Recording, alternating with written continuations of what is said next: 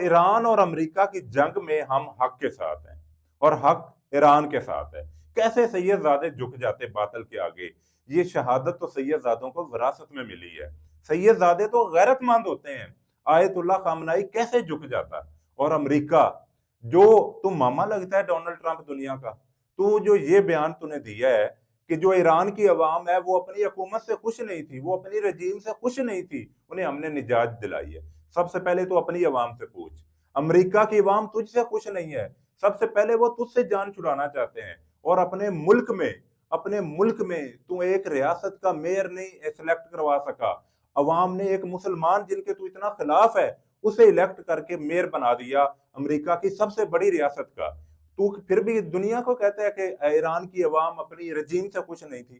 تو پہلے اپنی عوام سے پوچھ، کیا امریکہ کی عوام تجھ سے خوش ہے؟ اور تو دنیا کا ماما لگتا ہے۔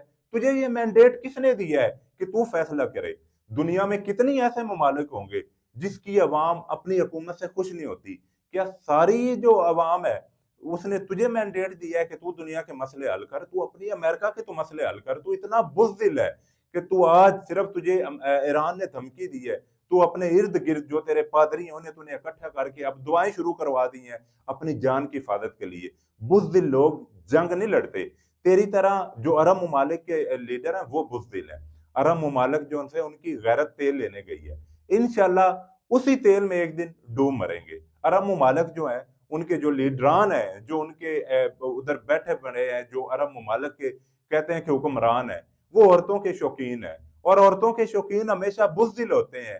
عورتوں کے شوقین لوگ کبھی جنگیں نہیں لڑتے، وہ ہمیشہ رقص دیکھتے ہیں۔ انشاءاللہ اللہ تعالیٰ کی مدد جو ہے وہ ایران کے ساتھ ہے، کیونکہ ایران حق اور سچ کے ساتھ ہے، اور ڈونلڈ ٹرمپ اور اسرائیل انشاءاللہ تو دنیا میں ذلیل ہو گئے۔ اللہ تعالیٰ کی لعنت ہے تم پہ۔ انشاءاللہ اللہ تعالیٰ کی مدد ایران کے ساتھ ہے۔ ایران زندہ باد۔